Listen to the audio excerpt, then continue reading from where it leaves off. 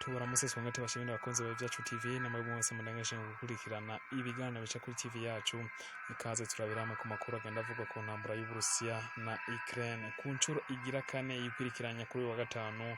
Igisagara ca Odessa congeye gutegwa na za misile na drone z'Uburusiya, ibintu bitari bike vyahononekariye. Turaza kugaruka muri ano makuru kuvyerekeye umukuru w'igihugu c'Uburusiya, aho ashimangira neza yuko ingabo z'Uburusiya ziriko zirakora ibintu bidasanzwe, ndetse ingabo za Ukraine yuko atantambwe n'imwe ziriko ziratera. Naho ivyerekeye ibigwanisho vya cluster ammunition vyatanguye gukoreshwa muri Ukraine. Turabiramo kandi na raporo ya Pentagon aho yerekana yuko ibisasu bigenda birungikwa Ukraine vyose bidakoreshwa ku mirongo y'urugamba. Ikaze turabira hamwe ano makuru agenda avugwa n'ayandi twaguteguriye. Tugusaba kugira subscribe uturabikora kugira ngo amakuru atandukanye uzora yaronkera ku bwihe.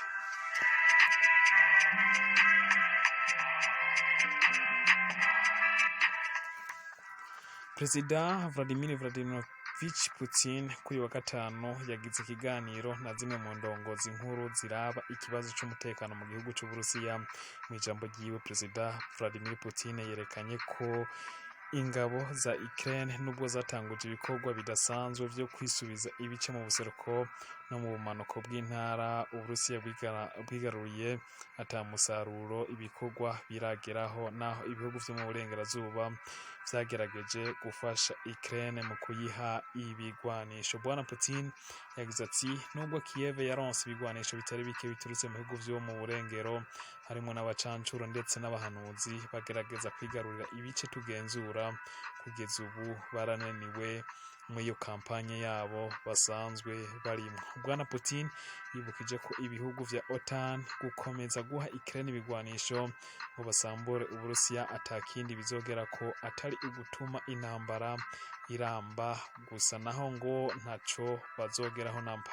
Nkuko vyandikwa n'ikinyamakuru Art candikirwa mu Burusiya, Putin yemeje ko ibigwanisho vy'ibihugu vyo mu burengero birushwa kure cyane n'ibigwanisho vy'igihugu c'Uburusiya ndetse n'ibigwanisho vyakoreshwa mu gihe c'abasoviet. Agira ati, bisa no guta umwanya no kubandanya bashira amafaranga mu mahinguriro yo gukora ibigwanisho. Putin yemeje ko ibihumbi vy'abasirikare ba Ukraine basezeye isi mu bitaro vy'ubwiyahuzi bagerageza gutera pozisiyo z'Uburusiya.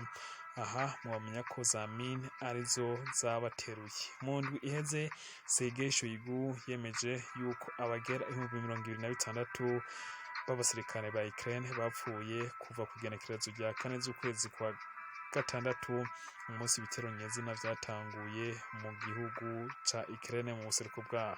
Naho New York Times yari yemeje ko ibice 20% vy'ibigwanisho ibihugu vyo mu burengerazuba vyari vyahaye igihugu ca Ukraine vyose vyasambaguwe canke se biraturirwa, nk'uko kino kinyamakuru cavyemeje. Putin yemeje ko abasirikare ba Ukraine bariko bishora ku macuniro, ariyo mpamvu za mobilisation zagwiriye haba no mu bigwati bito bito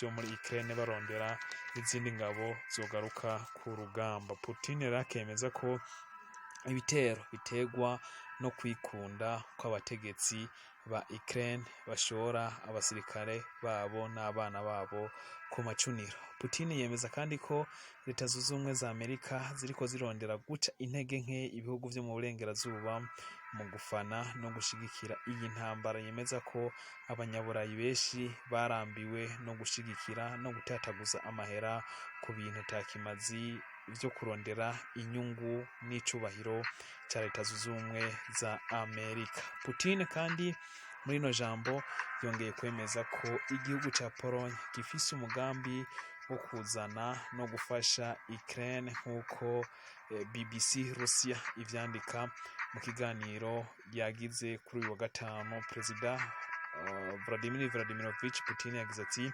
indongozi za Pologne zirifuza mu muce umwe gukora coalition zitwikiye umutaka wa Otan ngo baze de façon directe mu ntambara muri Ukraine mu nzira yo kwigarurira nk'uko bizera ibice byabo ibice byo mu burengerazuba bwa Ukraine. Ese Polonye yibagiye ko ari impano Perezida Stalin asa nk'uwatanze mu masezerano ya Varsovie? Reka mbibutse nako reka nzobibibutsa. Reuters yo yemeje ko Putin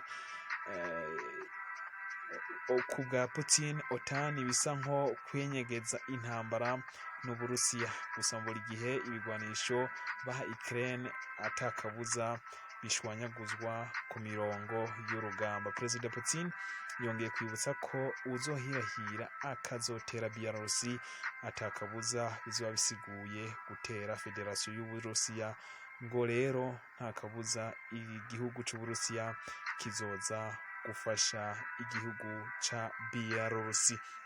Bwana Putin yemeje kandi ko ubwo buto cyane bugizwe n'indongozi za Leta Zunze Ubumwe za Amerika cyo kimwe n'ibihugu byo mu burengerazuba bw'Uburayi bibaza ko bazovyungukiramwo mu ntambara barimwo muri Ukraine, ariyo mpamvu bandanya kwegenyegeza umuriro mu intambara. Ngo aha niho abanya-Kiev babona bashora imibiri yabo n'inshuti zabo aho gukora ibintu vyiza bizana inyungu, mu gihe ibi biriko birakogwa bizana urupfu ku mirongo y'urugamba ndetse n'abasirikare babo. Ku rundi ruhande tugiye ku yandi makuru nuko Ukraine yongeye kugabwa ko ibitero vy'ubutavanako cane cane mu manuko bwa Ukraine kuri wa gatanu i Mykolaiv na Odessa.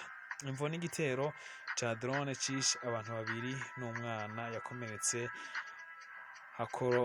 hakomereka kandi n'ikiraro kidasanzwe gihuza Uburusiya na Crimea citwa Kerchi Bridge. Perezida wa Ukraine Volodymyr Zelensky mu ijambo ry'uwa kane mw'ijoro yemeje ko mu minsi ine yikurikiranya misile 70 na drone 90 zatewe n'Uburusiya nk'uko vyemezwa na Perezida Volodymyr Zelensky mu bice bitandukanye harimwo Odessa na Mykolaiv.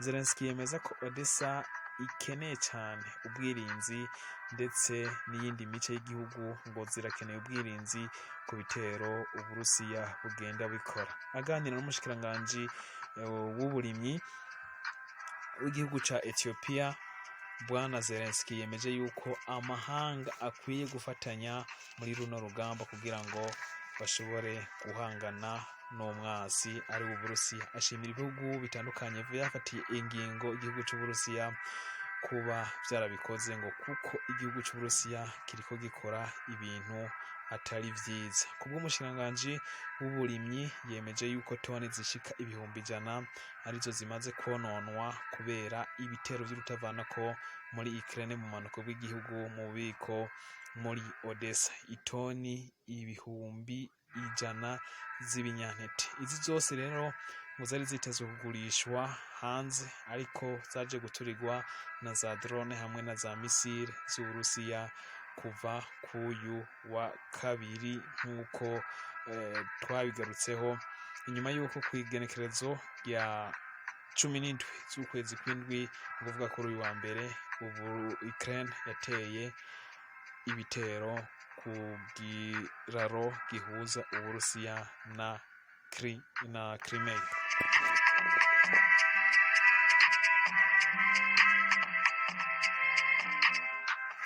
Naho itohozwa rya Pantagone, icicaro gikuru ca gisirikare ca Leta Zunze Ubumwe za Amerika, cemeza yuko ibigwanisho vyose birungikwa Ukraine bidashika ku mirongo y'urugamba, ngo bimwe vyoba bigurishwa ku vyihebe canke se ku basanzwe bagurisha ibijanye n'ibigwanisho. Ikinyamakuru CNN candikirwa muri Leta Zunze Ubumwe za Amerika cemeza yuko mu mwaka uheze imigwi igwana ndetse n'imigwi yigenga, abicanyi n'abadandaza ibigwanisho bose bakoze guhisha mu gutwara ibigwanisho bigeneye ingabo za Ukraine. Ikigo kijejwe igisirikare muri Leta Zunze Ubumwe za Amerika Pentagon casohoye raporo kuri uyu wa kane nk'uko vyandikirwa na CNN, aho vyemeza yuko iperereza rya Ukraine naryo ngo ntiryabashije kugenzura uko ibigwanisho vyarungitswe n'ibihugu vy'uburengerazuba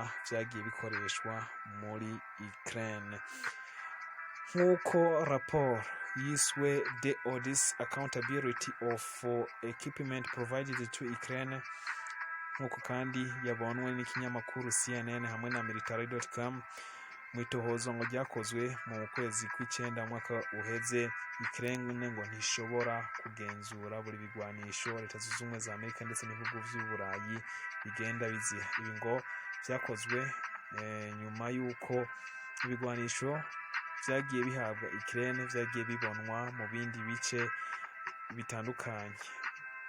Ibi ngo ni bimwe rero bituma abarepublikane muri Leta Zunze Ubumwe za Amerika bafata nabi Perezida Biden, aho ngo amafaranga ariko arashora muri ino ntambara atakindi amara atari uko aza kuzokwica abenegihugu bo muri Leta Zunze Ubumwe za Amerika, kuko ibigwanisho bihabwa imigwi igwana. Nk'akarorero, mu kwezi kwa gatandatu umwaka wa 2022 hari umugwi winjiye muri batayo ya Ukraine wiba ibigwanisho ukoresheje dokima mpimbano harimwo lance grenade, machine gun n'amasasu arenga 1000 nk'uko iperereza rya Ukraine ryabigaragaje. Mu kwezi nyene kwa gatandatu umwaka uheze, iperereza rya Ukraine ryagaragaje iyibwa ry'ikoti ritabonwa n'urusansu, aho ibisasu vyarikuye abantu bajejwe gukora operation canke bagwana bigenga ku mirongo y'urugamba barikuyeho bakaza kurigurisha mu bumanuko bwa Ukraine amadolari 17,000. Mu kwezi kwa munani ku mwaka uheze hari abavolontaire bivye inkoho zishika 60 zo mu bwoko bwa rifle n'amasasi 1000, aho yari yitezwe ko azogurishwa kuri marché noir beshi bitwa darknet. Iyi raporo iza ishimangira na raporo yagizwe n'ikinyamakuru cyo mu Burusiya Arte, aho cemeje ko bayazi n'abadandaza ba Ukraine bagurisha ibigwanisho kuri darknet, bemeza yuko bashobora kuba ibigwanisho bakeneye kuri darknet. Abasirikare ba Ukraine bagwanira ku butaka mu mpanuka bwa Ukraine bavuga ko urugamba rutariko rugenda neza bitewe n'imiduga bahawe n'ibihugu vya Buraya ndetse na Leta Zunze Ubumwe za Amerika. Nk'akarorero, Bradley, aho ari bifaru vyahawe na Leta Zunze Ubumwe za Amerika. Umwe mu ngabo yiswe Kachi aganira n'ikinyamakuru CNN yemeza ko brigade ya 47 iri mu zahawe ibifaru 200 ngo ariko agira imyimenyerezo ya gisirikare mu Budagi. Yabwirwa ko Bradley ari bifaru birenze cyane bifise machine gun itera za rocket ndetse zifise n'ubushobozi burenze. Ibi bikaba vyamuhaye icizere, ariko nyuma yo gushirwa ku mirongo y'urugamba icari cizere cagiye kiyoyoka kubera yuko haciye imyaka myinshi, haciye amezi menshi igisirikare cy'Uburusiya kiriko citegura cyane. Bikaba vyatumye rero ku mirongo y'urugamba bino bifaru bigenda biterwa na za mine, ndetse ngo 3 kuri 12 vyarungikiwe igihugu ca Ukraine vyose kuri ubu vyarasambaguwe. Naho John Kirby, umuvugizi wa White House mu gisata cy'umutekano, yemeza yuko ibigwanisho vya cluster munition vyatanguye gukoreshwa ku mirongo y'urugamba. Igisirikare ca Ukraine cemeza yuko bino bigwanisho vyabiroswe kuva mu ndwi iheze, ariko ngo bizokoreshwa gusa ku mirongo y'urugamba mu gice c'abasirikare na cane cane mu buraruko bushira ubuseruko, aho igisirikare c'Uburusiya cakoranirije ingabo zirenga 100,000 hamwe n'ibifaru birenga 1000. Reka tubashimire rero ko mwabanye natwe muri kino kiganiro hano kuri Ivyacu TV. Tubasaba mugire subscribe nimba mutarabikora kugira ngo amakuru atandukanye muze murayaronka ku gihe. Nta kindi tubasaba ni kubandanya mukurikira bino biganiro vyacu ku gihe mwobaho.